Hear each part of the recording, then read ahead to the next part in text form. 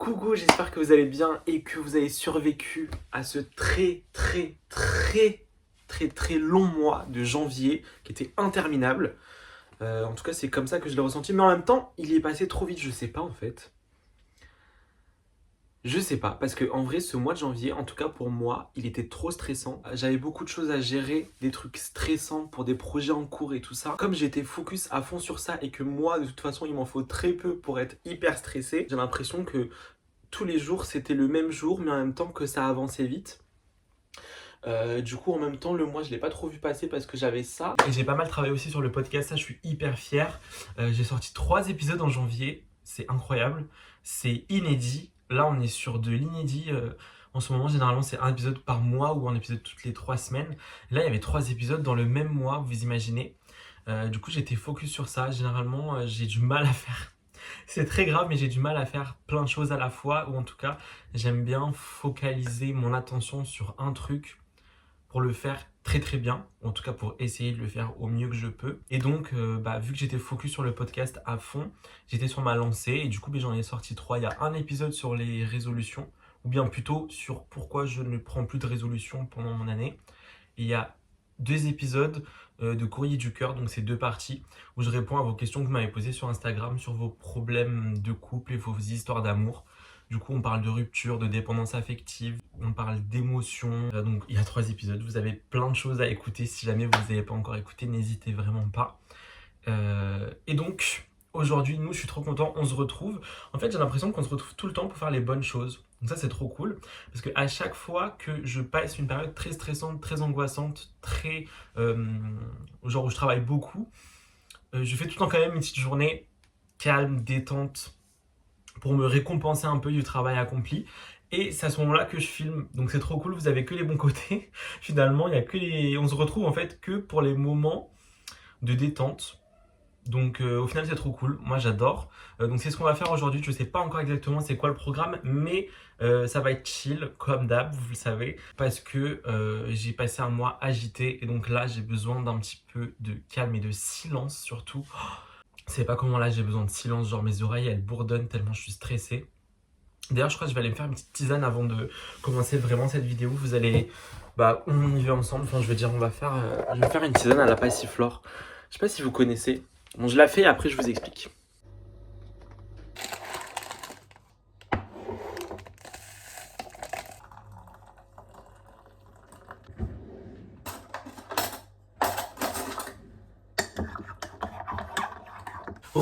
Du coup, je me suis fait une petite tisane à la passiflore. J'adore faire ça quand je suis un peu stressé ou angoissé. En fait, ça calme les petites crises d'anxiété. Par contre, c'est chaud. Attendez, je vais poser là. Et j'ai trop chaud. J'enlève ça aussi. Quand j'étais en train de faire ma petite tisane, j'ai réfléchi. Je me suis dit que j'allais m'acheter un nouveau livre aujourd'hui parce que je suis très fier d'avoir enfin terminé celui-là. Alors je le dis comme si c'était un supplice.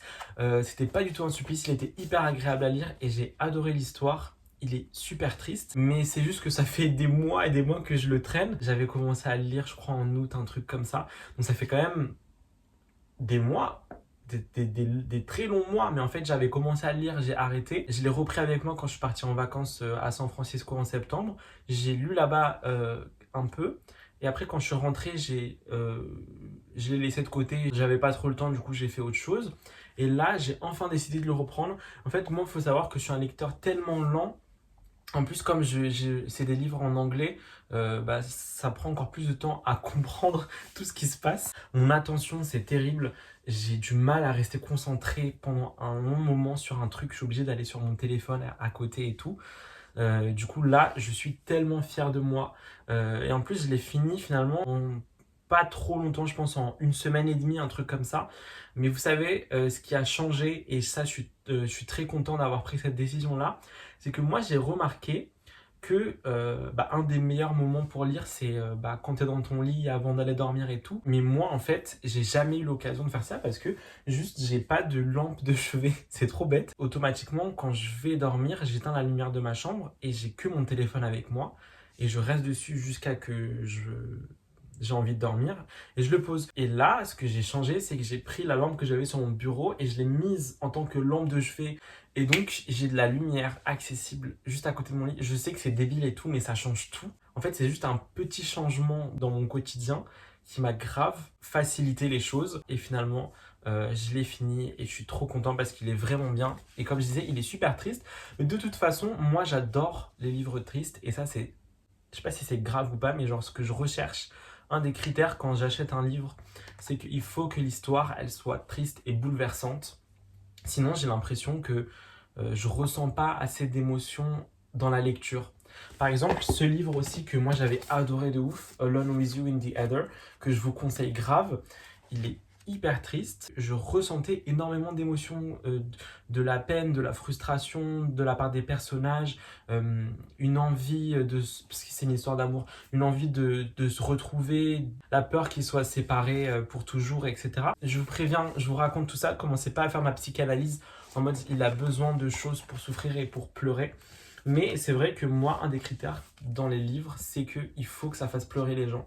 Si je vois sur TikTok une personne qui dit « Les gars, oh mon Dieu, j'ai lu ce livre, j'ai pleuré toutes les larmes de mon corps, je ne m'en remettrai jamais, ce livre m'a changé à vie », mais moi, j'achète direct. Je ne cherche même pas midi à 14h, je fonce à la librairie, je donne ma carte, j'achète le livre. J'ai besoin que ça soit triste, que ça fasse pleurer, que ça te remette toute ta vie en question. Comme en plus je mets très longtemps à finir un livre, quand j'en achète un, il faut que ça soit quand même un bon investissement. Je vais regarder un peu quel nouveau livre va tenter de me faire pleurer ou va me déchirer le cœur comme ça, va me faire ressentir des émotions.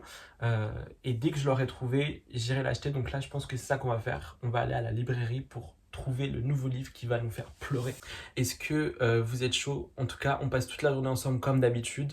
On va faire ça et plein d'autres trucs. Voilà, je suis trop content de passer la journée avec vous en fait. Ça fait tellement longtemps, m'avait trop manqué. Donc c'est parti, allons-y.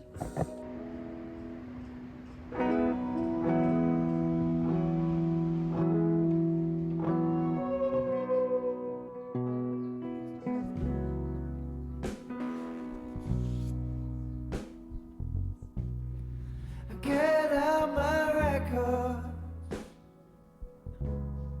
when you go away,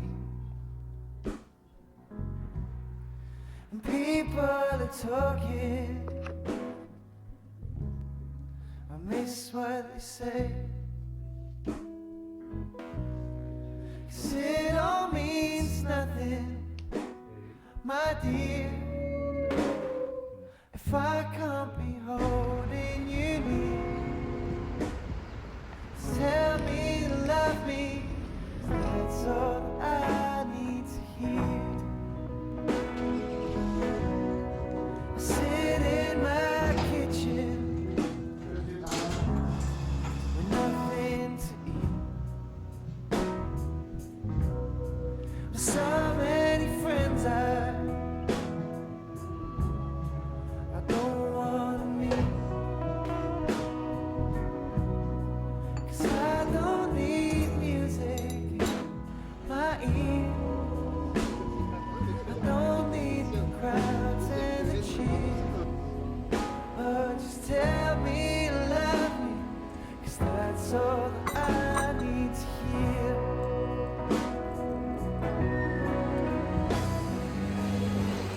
Bon, je vous ai arrangé comme je pouvais. Je sais pas si on m'entend bien parce qu'il y a beaucoup de bruit dans la rue. Je vais vous montrer ce que j'ai pris à la librairie du coup. J'étais pas parti pour ça de base. Mais du coup, j'ai sélectionné ça. De base, j'avais regardé avant de partir, j'avais trouvé 2 livres qui m'intéressaient.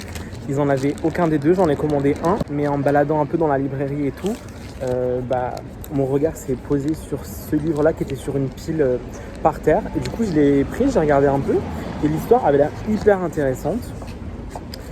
Donc, c'est l'histoire de 2 amants. Ils vont se fréquenter du coup pendant à peu près 3 ans. Ils vont garder ce secret-là tous les deux. En fait, ils se créent tout un monde à deux dont personne d'autre n'est au courant. Donc en fait, ils gardent le secret. Jusqu'à un moment où il va se passer quelque chose.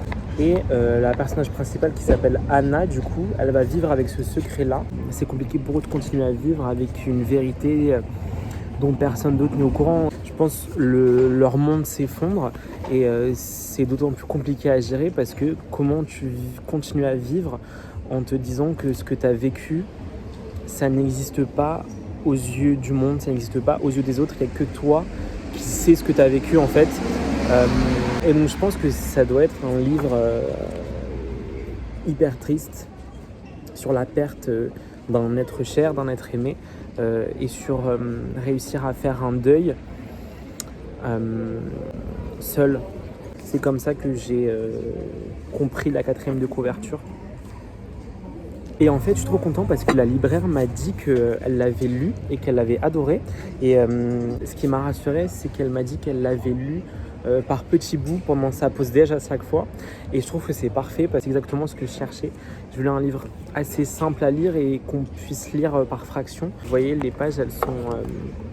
ça se lit facilement, j'ai l'impression. Ça me rassure et je me dis c'est peut-être un livre que je finirai plus facilement ou en tout cas que je pourrais lire de... Tu vois, je pourrais picorer, tu vois, genre 15 minutes, une demi-heure par-ci par-là quand j'ai du temps et quand j'ai envie. Comme ça, mon attention elle se focalise dessus pendant un court laps de temps et après, je peux me vaquer à mes autres occupations tranquillement sans me dire je suis frustré de ne pas avoir fini un chapitre ou bien je suis frustré de ne pas avoir lu plus de pages, etc. Juste les gars, vu que je rentre en trottinette, j'ai pas de sac assez grand pour mettre le livre. J'arrivais pas à le tenir comme ça, j'arrivais pas de tomber. Du coup, je vais le mettre... Du coup... Est-ce que ça se voit trop? Au pire, on s'en fiche. Bon, finalement, c'était encore plus galère. Du coup, je vais le laisser là, mais en fait, j'arrive pas à tenir le guidon en tendant le bras parce que sinon le livre il tombe. Mais en fait, ça tombait aussi dans mon pantalon, donc en fait, ça revient au même. Donc là, je vais rouler comme ça, mais doucement.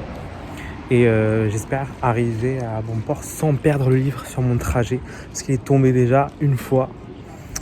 Et ça serait dommage d'avoir fait tout ce parcours pour que au final... voilà. Les gars, je vais faire des pâtes au beurre de sauge pour le dîner de ce soir. C'est absolument délicieux cette recette. Je l'ai faite pour la première fois il y a une semaine et j'en ai mangé déjà 2 fois. Et là, ça va être la 3e fois en moins de 2 semaines. Je vais mettre ça à l'intérieur. Alors ça, c'est des feuilles de sauge. Elles sont très fatiguées parce qu'en fait, je les ai achetées la semaine dernière. Elles sont pas encore périmées, mais bon, normalement, les feuilles, elles sont un peu plus ouvertes. Mais ça sent encore super bon. Donc je vais en refaire parce que déjà, j'ai envie d'en manger. Et aussi pour pas gâcher la sauge qui me reste. J'adore l'odeur de la sauge et vraiment je vous jure, faites-moi confiance, vraiment cette recette, vous la faites en 15 minutes maximum. C'est incroyablement bon. C'est un de mes plats comfort food que je vais rajouter à ma liste de plats qui tournent, vous savez, genre le plat où on se dit qu'est-ce que je vais bien manger ce soir, j'ai besoin d'un petit moment de réconfort. Là je le rajoute à ma liste. J'ai déjà 3, 4, 5 plats que j'aime bien vraiment faire. Vous savez, les plats pas trop prise de tête. Après moi c'est vrai aussi que j'ai pas mal tendance à faire des obsessions. Quand je fais un truc, je vais le manger pendant 2 semaines et je vais le faire genre 3-4 fois et après ça disparaît. Ça je pense que quand même pendant l'année je le referai. Mais là c'est vrai qu'on est dans le moment où je vais en manger beaucoup. Là je vais faire bouillir de l'eau. Ça va là. Ah, là je vous vois beaucoup plus clair. Tout à l'heure vous étiez très flou, sachez-le. Vous êtes beaucoup plus sympa, tout net. Donc voilà, j'ai mis l'eau à bouillir. Dès que ça bout, je vais mettre ces pâtes-là qui sont incroyables. Les pâtes de la marque Rumo, elles sont tout le temps trop bonnes. Et celle-là, c'est une de mes variétés de pâtes, je sais pas si on dit ça comme ça, favorites. Parce que, je sais pas si on voit, elles sont pas très très grosses. Mais attendez, je vais vous montrer. C'est cette marque. C'est 10 sur 10. Et ouais, je sais pas si on le voit. Elles sont pas très grosses et en fait, vous voyez, il y a des petits traits sur les pâtes. Et en fait, quand il y a ça, c'est trop cool parce que ça accroche beaucoup mieux les sauces. La dose est évidemment à vue d'œil. Je pense que ça devrait aller. Et là, on va faire la sauce sauce hyper simple en fait, c'est que du beurre fondu qui va faire cuire la sauge. Je pense que l'Italie, c'est l'une de mes destinations préférées. J'y suis allé au moins, dans ma vie entière, au moins 8 fois ou même plus. J'ai fait plein de zones, il y a encore plein d'endroits que je rêve trop de découvrir. Mais franchement, déjà la gastronomie italienne, incroyable. Surtout en fonction des régions du pays, ça change mais de ouf.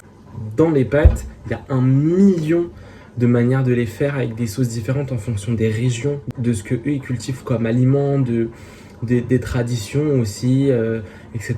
Ça change de ouf. Tu vas en Sicile, tu manges pas du tout les mêmes pâtes que si t'allais dans les Pouilles par exemple. Ça n'a rien à voir, mais ouais, culinairement c'est incroyable comme zone et surtout la beauté du pays. L'Italie c'est un pays je trouve tellement poétique visuellement. Et puis honnêtement je trouve aussi que le pays et surtout les Italiens, tu vois, il y a une chaleur chez les gens aussi que, qui me rappelle un peu, moi je suis marocain donc qui me rappelle un peu le Maroc aussi. Dans la manière dont les mamans, les grands-mères, etc. cuisinent, préparent les plats. Elles font ça avec passion, avec amour. Ça me rappelle aussi de très bons souvenirs, même si ça n'a rien à voir, mais de vacances d'été quand j'allais au Maroc, quand je voyais ma grand-mère cuisiner pour moi et quand je cuisinais avec elle et tout. Tu te sens rassuré en fait avec les grand-mères italiennes, c'est comme les grand-mères marocaines. Enfin, de ce que moi je sais et ce que moi j'ai expérimenté évidemment. Je dis pas que dans tous les autres pays il n'y a pas de générosité chez les grand-mères. Toutes les grand-mères de base sont généreuses je pense. Là je vais faire la sauce, je vais vous montrer. Donc j'ai pris du beurre. On en met quand même une certaine quantité parce que j'ai mis ça. Il faut faire une sorte de beurre noisette. Donc pour ceux qui connaissent pas, le beurre noisette c'est juste un beurre qui est cuit et du coup qui aura une odeur de noisette et une couleur un peu caramélisée. Faut pas le faire brûler, faites attention parce que c'est cancérigène et toxique aussi. Du coup faut garder une belle couleur noisette du coup. Donc je vais le faire fondre et dès qu'il sera fondu je vais rajouter les feuilles de sauge. Alors je vous montre là, il n'est pas encore noisette vous voyez, mais parce que il est fondu, je suis venu là comme ça, vous voyez bien parce que de l'autre côté il n'y a pas de lumière. Je vais mettre les feuilles de sauge comme ça que j'ai lavées et je vais les remettre sur le feu pour les faire cuire légèrement pour qu'elles infusent dans le beurre.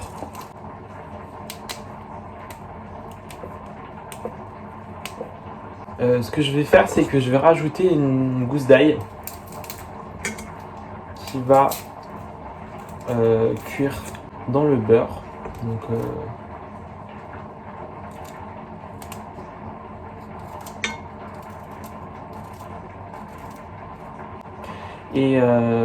qu'est-ce que je voulais dire? Vous savez, j'ai eu l'idée là en cuisinant. Je pense que ça pourrait être pas mal. Vous me dites ce que vous en pensez. Vous pouvez mettre en commentaire dans la vidéo et tout. J'aimerais bien faire des vidéos YouTube, mais genre juste recettes de cuisine. Je ferai pas que ça sur la chaîne. Je continuerai à faire des vlogs. Là, je vais mettre du poivre. Je continuerai à faire tout le contenu que je fais d'habitude sur Insta, sur YouTube, les vlogs, le lifestyle et tout ça. Mais je me dis que de temps en temps, des vidéos entières juste cuisine, genre on cuisine comme ça ensemble, on papote et tout. Là, je vais mettre du sel. Je me dis que ça pourrait être sympa. Parce que moi, j'adore cuisiner, comme vous le savez déjà. J'adore cuisiner des choses simples, des choses faciles à faire, des choses qui sont bonnes, des choses qui sont gourmandes et tout. Donc je me dis, je pourrais faire de temps en temps des vidéos où genre je prépare un plat, sucré ou salé. Tu vois, des vidéos de 15-20 minutes, ça veut dire que je prends vraiment le temps de décortiquer ce que je suis en train de faire, je vous raconte un peu et tout. Ça pourrait être sympa, ça pourrait vous détendre. Moi je sais que ça me détend de le faire et d'en regarder, donc pourquoi pas. Dites-moi ce que vous en pensez. Donc là j'ai le beurre fondu avec la sauge, l'ail, le sel et le poivre. Je vais le mettre encore sur le feu pour faire un peu caraméliser ça et pour que ça infuse bien. Je vous montre un peu la sauce. C'est super dommage que vous puissiez pas sentir. Ça sent, mais incroyablement bon. Là, vous voyez, les pâtes, elles sont cuites. Elles sont un peu plus que al dente, mais pas fondantes. Moi, c'est comme ça que je les mange. Il y a encore de la mâche, mais c'est pas trop dur. Et là, ce que je vais faire, c'est que je vais mettre du coup les pâtes dans la sauce comme ça. Et attention, faites attention, n'égouttez pas vos pâtes dans l'évier parce qu'on a besoin de l'eau de cuisson pour la sauce. Donc pour le moment je fais comme ça. Et là je vais commencer à mélanger juste pour que tous les arômes imprègnent bien les pâtes. Et après je vais vous montrer ce qu'on va faire de plus. Donc là le beurre et la sauce ont bien enrobé toutes les pâtes. Donc, pendant que c'est encore chaud, je vais faire quoi? Regardez. Je vais prendre du parmesan. Là j'ai pris du vrai parmesan chez le fromager, donc affiné 18 mois je crois. Je vais en râper une grosse quantité sur les pâtes parce que c'est ça qui va donner le côté onctueux et fondant. C'est incroyable, ces pâtes là elles sont délicieuses. Et comme je vous ai dit, ça prend vraiment 15 minutes à tout casser. Je mélange un peu comme ça. Là le parmesan, ça sent tellement bon. Là vous voyez le parmesan il commence déjà à fondre. Et là, pour faire une petite sauce, pour que ça soit vraiment la folie, je vais rajouter de l'eau de cuisson des pâtes. Ça les gars, ne jetez jamais votre eau de cuisson des pâtes. Tout le monde vous le dira. Vous mettez un peu d'eau de cuisson dans vos sauces, toutes les sauces. Ça donne du crémeux parce qu'il y a l'amidon des pâtes. Je pense que ça suffit. Je vais vous montrer de plus près parce que là, vous ne voyez pas grand-chose. Donc vous voyez là comment les pâtes elles sont bien crémeuses. Je vais continuer encore un peu à mélanger pour que le fromage fonde bien. Mais je sais pas si on voit bien.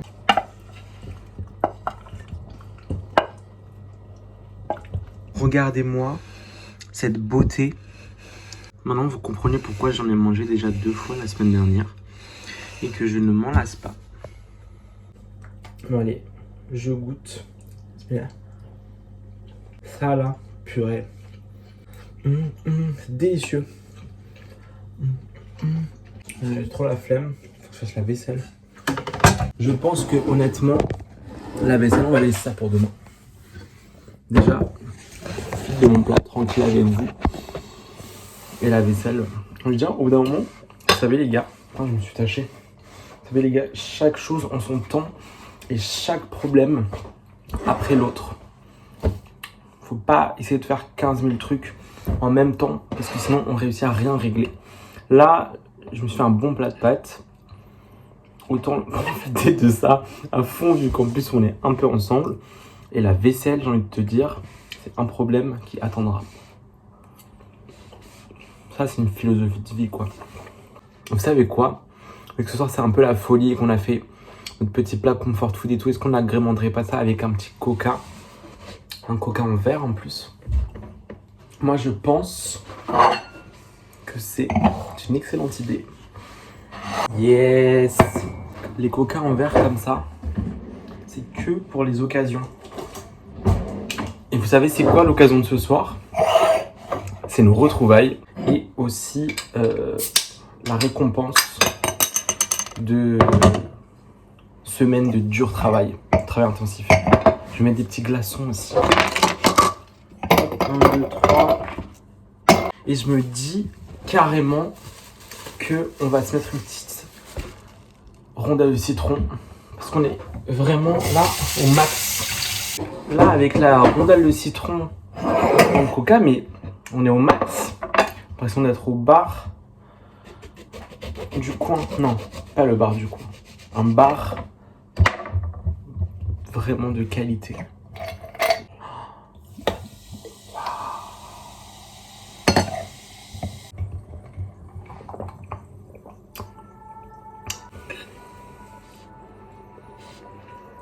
La belle vie.